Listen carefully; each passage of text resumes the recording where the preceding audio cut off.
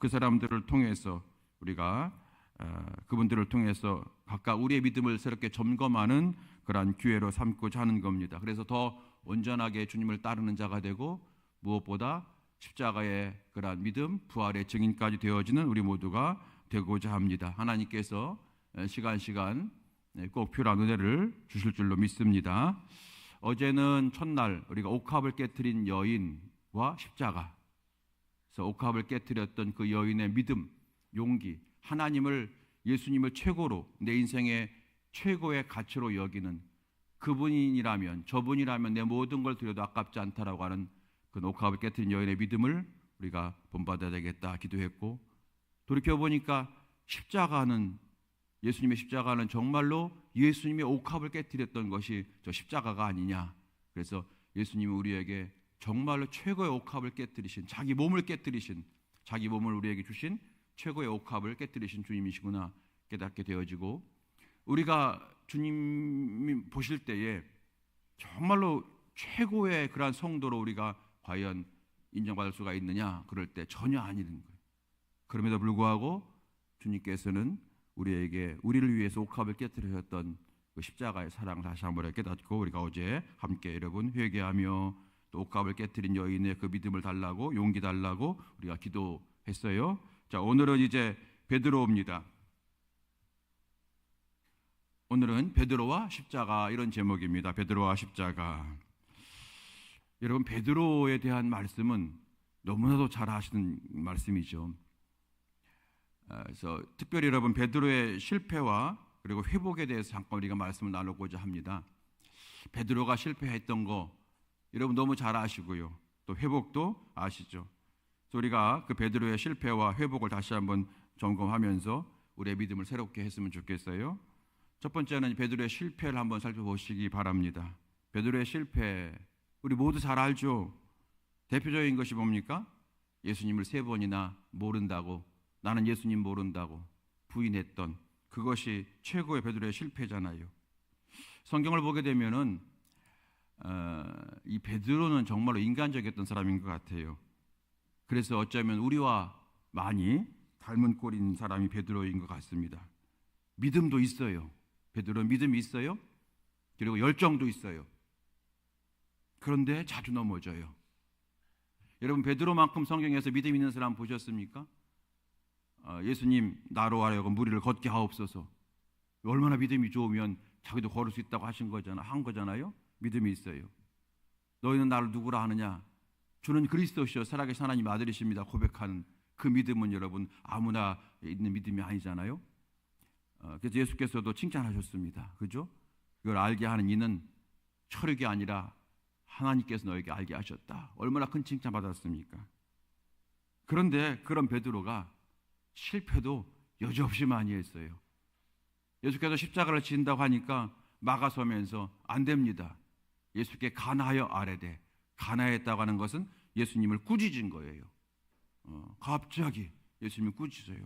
당신이 지금 십자가를 진다면 우리 어떻게 하는단 말입니까? 당신은 하나님의 아들이신데, 그러면서 예수님을 꾸짖었던 베드로. 그리고 대표적으로 우리가 아는 고난주간마다 우리가 묵상하는 예수님 모른다고 하는, 한 번도 아니고 3번이나, 그리고 정말로 로마 병정이 칼을 들고 위협한 것도 아니고 한 어린 여자 아이가 했던 말에 나는 예수 모른다고 이렇게 부인했던 베드로.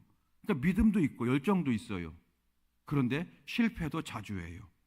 여러분, 그래서 이 베드로는 어쩌면 우리하고 너무 비슷한 사람이 아닐까 생각합니다.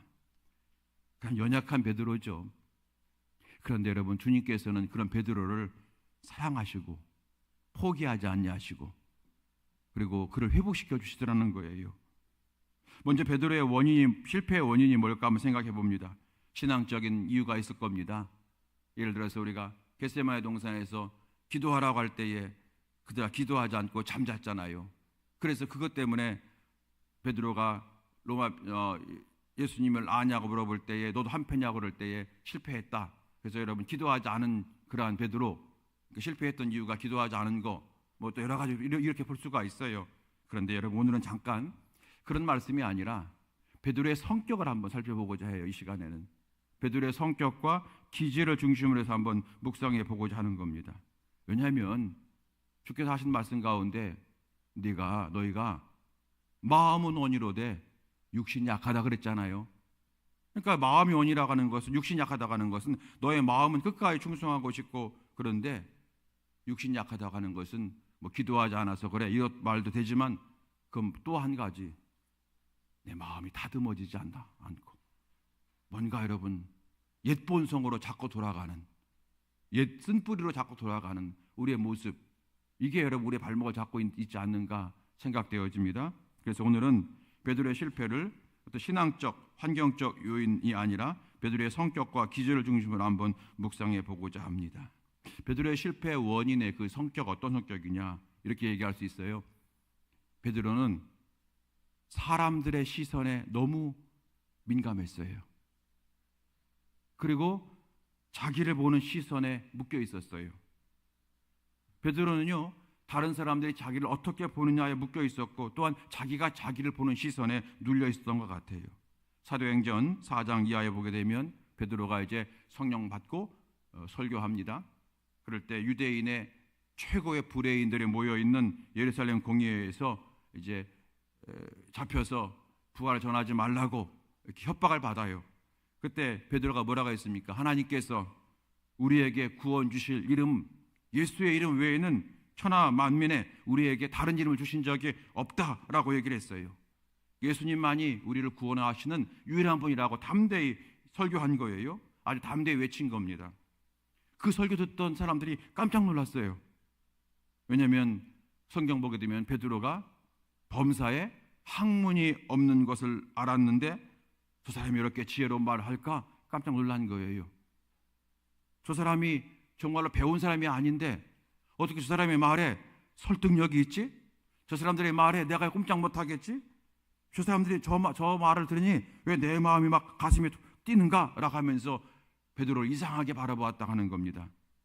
여러분 아시는 말씀이잖아요. 범사에 학문이 없거늘, 학문이 없다고 하는 것은 아그람마토이라고 하는 단어인데, 여러분 소위 말해서 배움이 없다는 뜻입니다. 우리 여러분 영어로 문법을 그램마라고 하잖아요. 그램마. 그래서 아그림마, 이게 그램마예요. 문법이 없다는 얘기예요. 그러니까 많이 배우지 못한 사람의 뜻입니다. 그러니까 베드로는요, 그 당시 스데반이나 사도 바울과 같이 고급 교육을 받지 못한 사람이라고 하는 뜻입니다.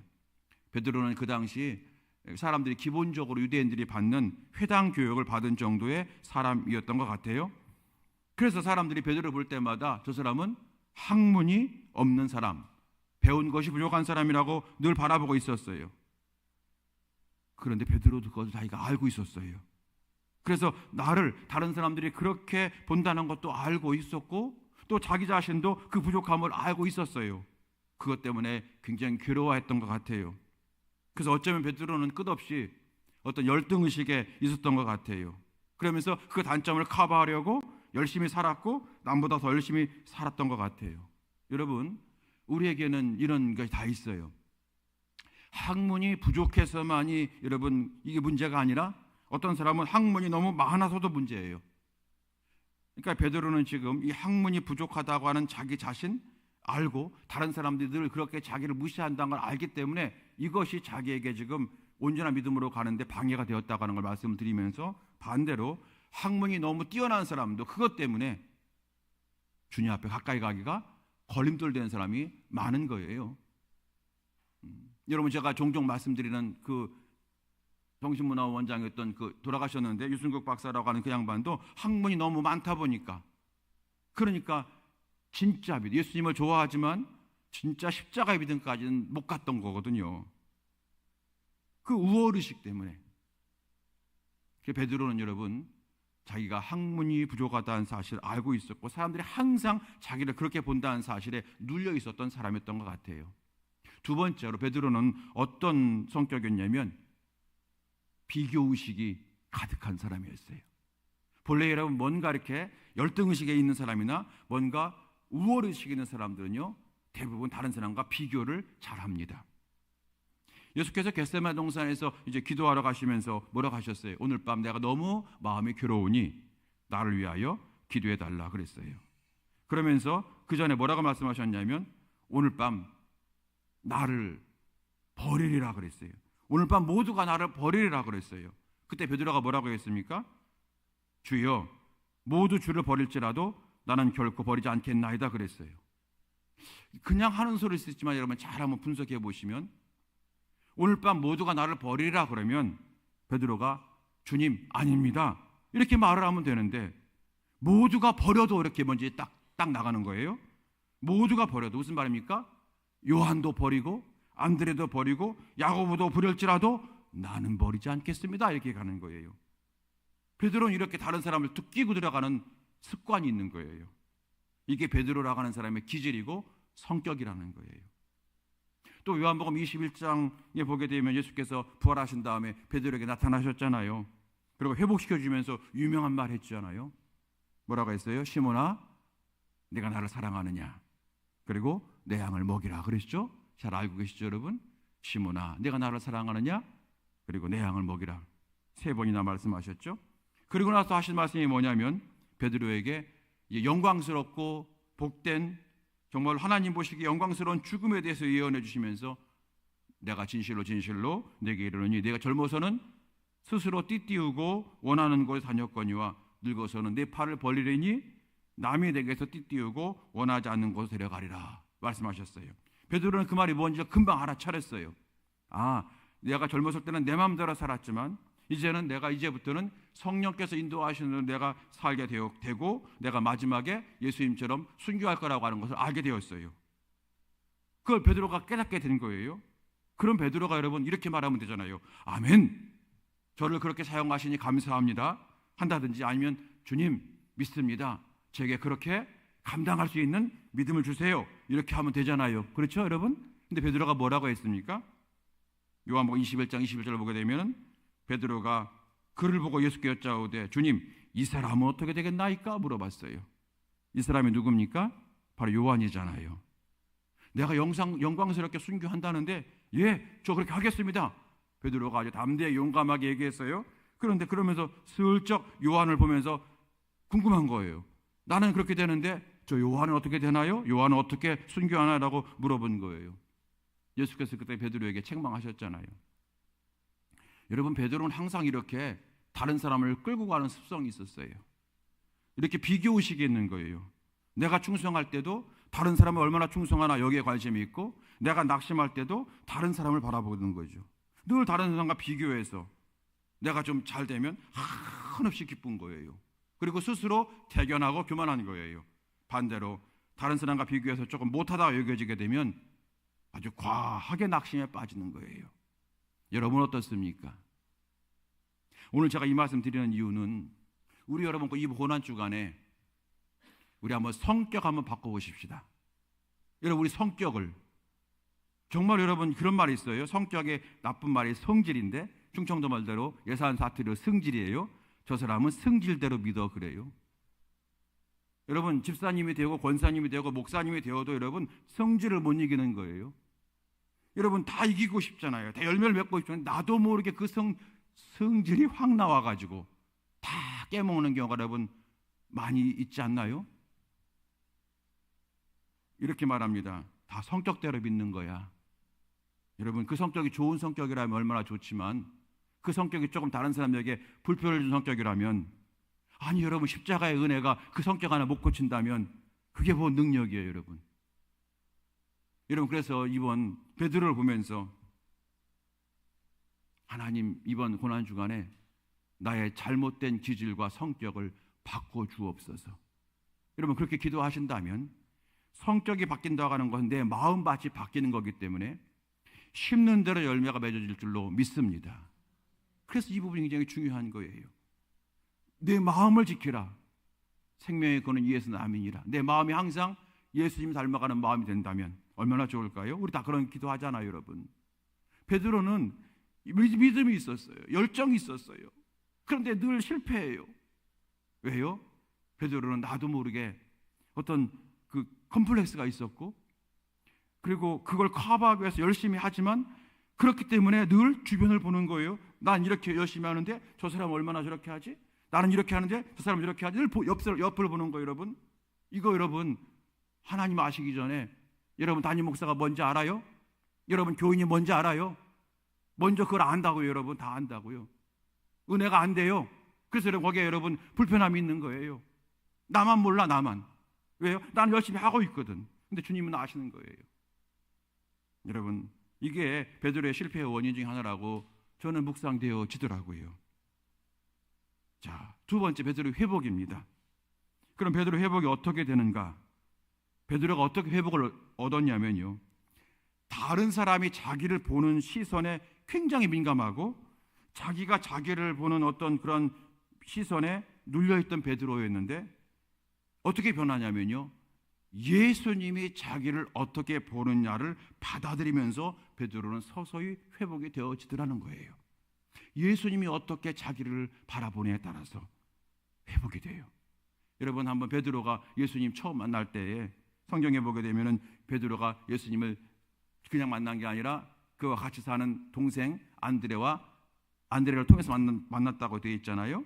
예, 아시죠 여러분? 안드레.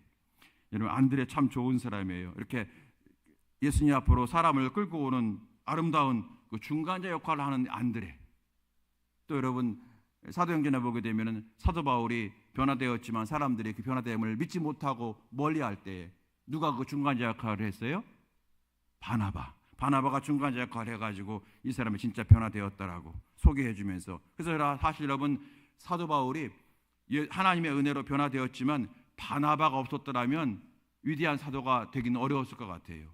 그렇게 여러분 교회는 이렇게 안드레와 같이 바나바와 같이 사람들 예수님 앞으로 믿음 앞으로 기도의 자리로 잘 온유하게 이끌어준 사람이 많은 교회가 될 때에 그 교회는 여러분 행복해지고 또 하나님 역사하지 않겠습니까? 여러분 그런 성도가 되는 저와 여러분 될 수 있게 되길 주님의 이름으로 축원합니다. 안드레가 베드로를 데려오면서 예수님께 이렇게 말했을 것 같아요. 성경에 나와 있지 않지만 예수님, 이 베드로는요 내 형인데 별명이 갈릴리 호숫가예요. 무슨 말인가 하면 언제 폭풍이 들이닥칠지 모르는 사람이에요. 욱한 성격이란 얘기죠. 마음에 뭔가 폭탄 하나 가지고 있는 사람이에요. 별거 아닌 거 가지고 확 화를 내고 또 작은 거 가지고 또 삐지고 안정감이 없어요. 참 힘든 사람이에요. 그런데 예수님 마음은 착해요. 마음은 순수해요. 예수님 그거 감안하시고 만나세요? 아마 이렇게 말했을 것 같아요. 그런데 그런 베드로를 보시고 예수께서 이렇게 말씀하셨습니다. 요한복음 1장 42절, 데리고 예수께로 오니 예수께서 보시고 이르시되 내가 요한의 아들 시몬이니 장차 게바라 하리라. 게바는 번역하면 베드로라. 아멘.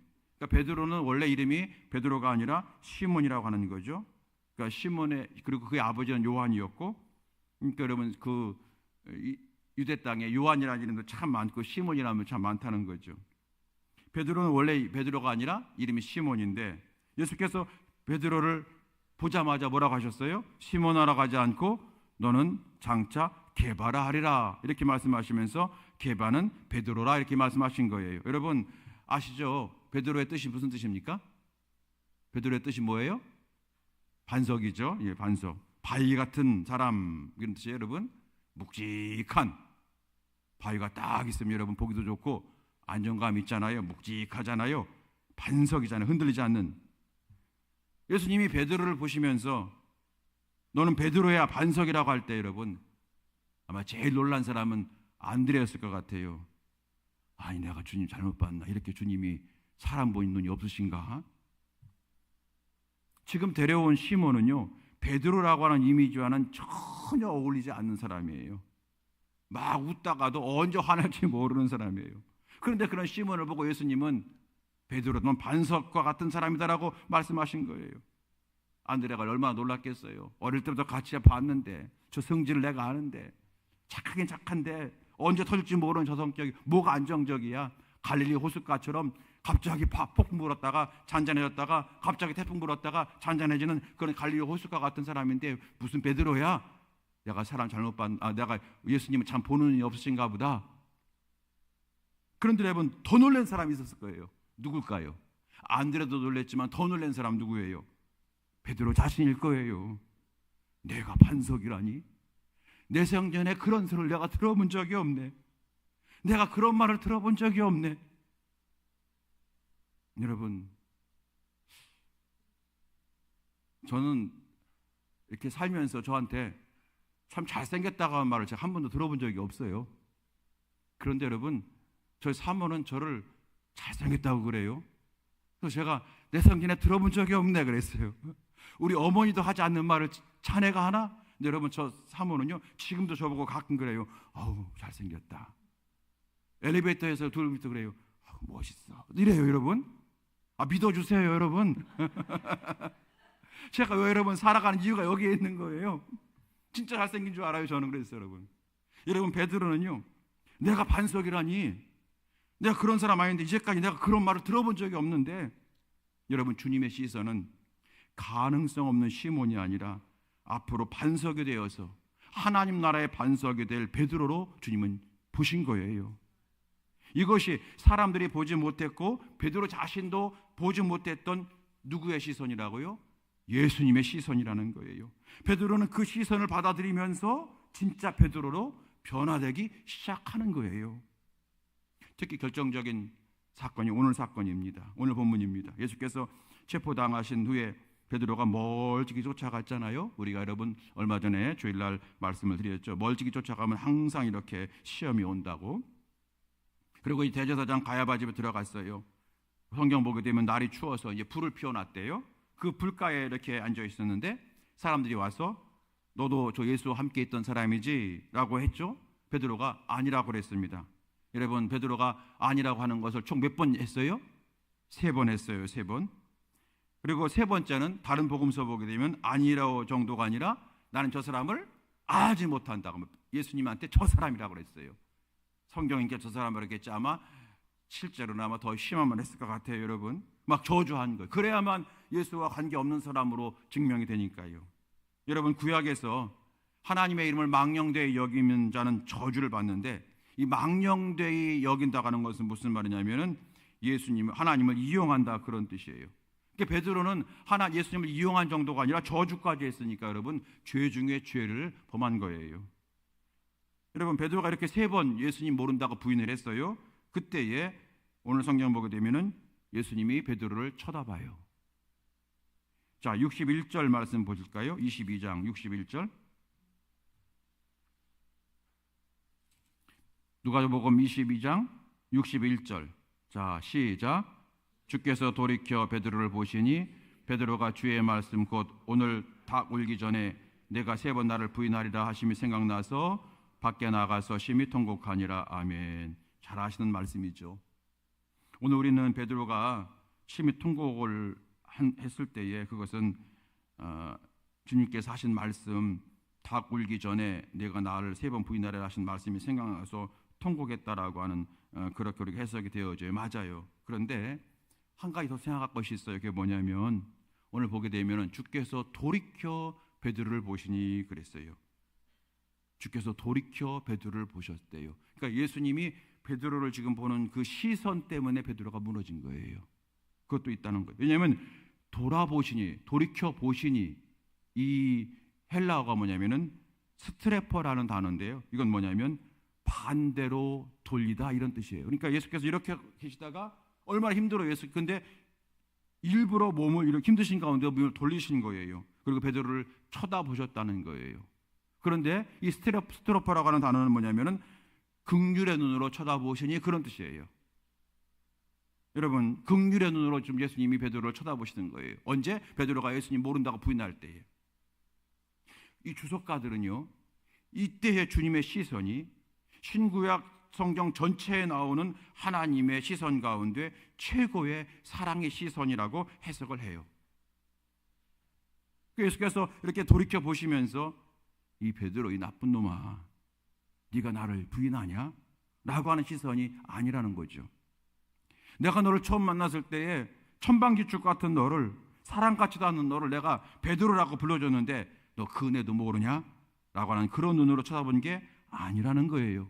이 스트레퍼는 뭐냐면은 돌이켜, 긍휼의 눈으로, 다시 말하면 베드로야, 나를 밟아라. 안다. 내가 너를 이해한다. 너 많이 지금 두렵구나. 괜찮아. 나를 밟아라. 나는 밟힘을 당하러 왔다. 내가 나를 부인해도, 아니 저주해도 나는 너를 사랑한다. 그 시선이 스테퍼예요.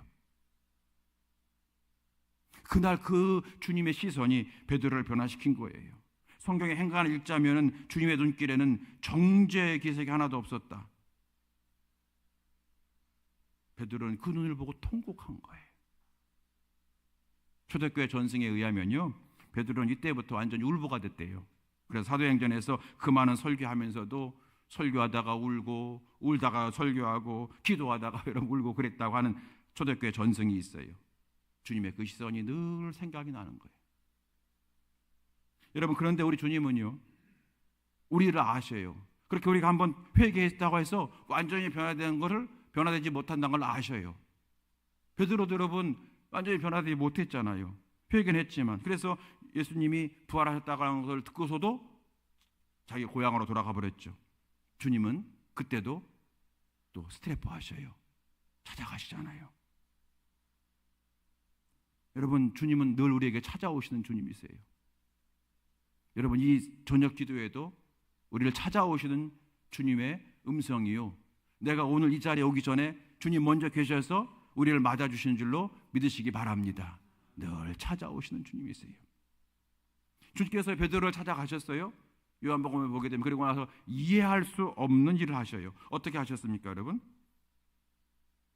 고기를 잡으러 나간 걸 보고 숯불을 펴놓고 기다리셨어요. 그리고 잡은 물고기를 가져오라 그랬어요. 그리고 먹자 그랬어요. 예수님 참 먹기를 좋아하시나 봐요. 지금 그 상황에서도 지금 먹자고 그러시다니. 이게 성경이 이해할 수 없는 구절이죠. 꼭 이런 말이 있어야 되나? 그냥 예수님이 숯불을 펴놓고 숯불에 동그랗게 앉아서 같이 먹으면서 대화를 하는 거예요. 여러분, 사실 숯불은요, 이 숯불은 베드로에게는 트라우마예요. 주님의 일을 하고 싶어도 못하게 하는, 그리고 신앙적 의욕을 끊어버리는 컴플렉스가 있는 숯불이에요. 왜냐하면 베드로가 오늘 본문에 있는 것처럼 가야바의 뜰에서 불을 쬐고 앉았을 때에 그때 3번 주님을 부인했어요. 불을 쬐고 앉았을 때에. 그러니까 여러분, 성경에서 베드로에게 이 숯불은 뭔가 숯불을 볼 때마다 내가 주님을 3번 부인했다는 거예요. 그게 늘 자기에게 오는 트라우마였던 거예요. 그 트라우마가 자기를 잡는 거예요. 예수께서 자기를 보는 시선이 아니라 내가 나를 보는 것, 나는 한데, 나는 형편없어, 나는 또 배신한 사람이야 라고 하는 자기가 자기를 보는 시선이 자기를 묶고 있는 거예요. 상처죠. 트라우마죠.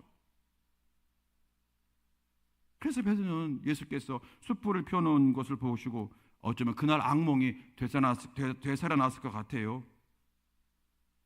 아니, 그 불 가운데서 주님은 나를 이렇게 총체적으로 혼내시려는 건가? 그 아픔을 들춰내시는 건가? 이렇게 베드로가 벌벌 떨고 있었던 거죠. 그때 주님이 이렇게 말씀하셔요. 시몬아, 네가 나를 사랑하느냐? 그 숯불 앞에 두고.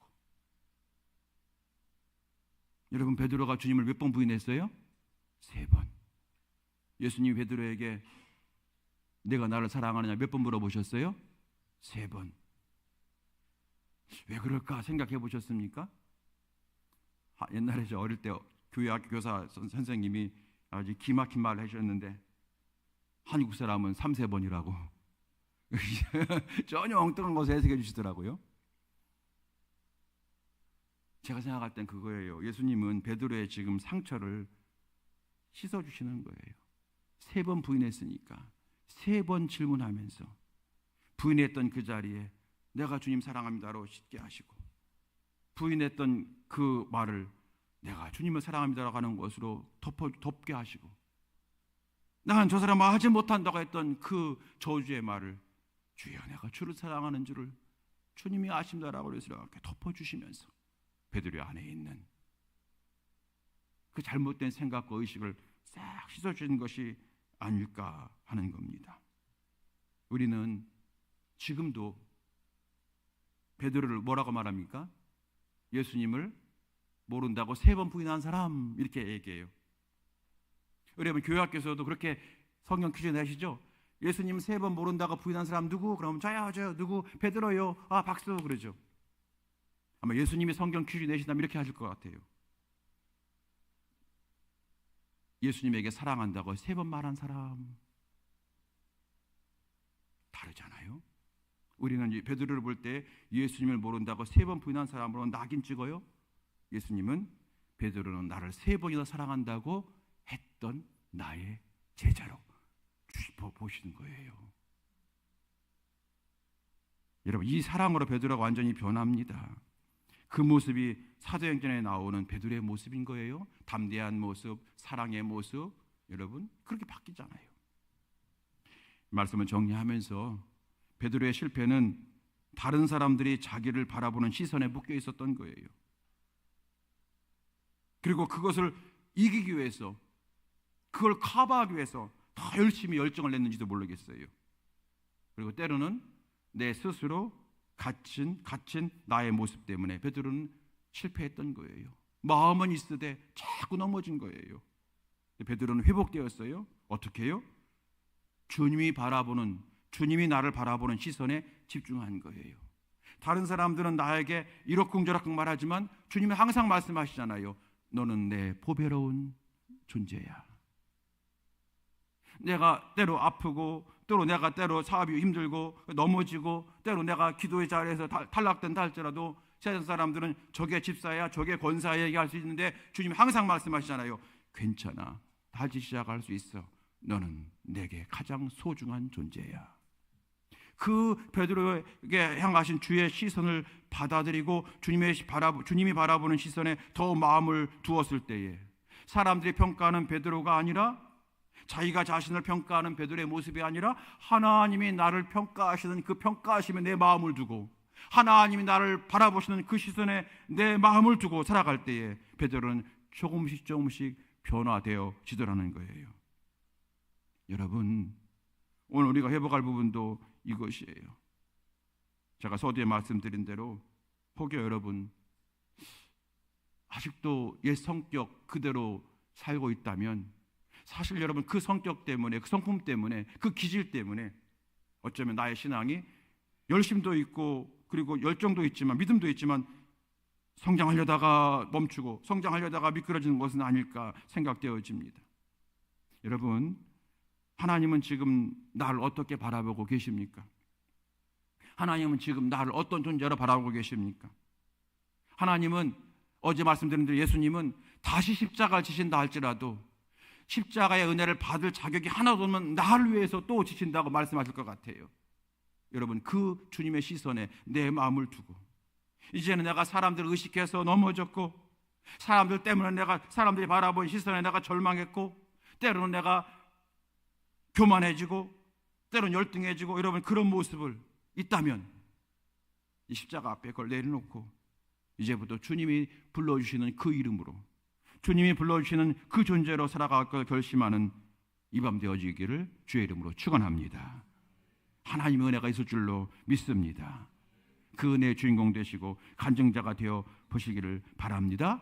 그래서 멋지게 주의 제자로 승리하는 우리 모두가 다 될 수 있게 되기를 예수님의 이름으로 축원합니다. 우리 이 시간에 찬양하고 기도하시겠습니다. 찬양합니다. 십자가 그 사랑 멀리 떠나서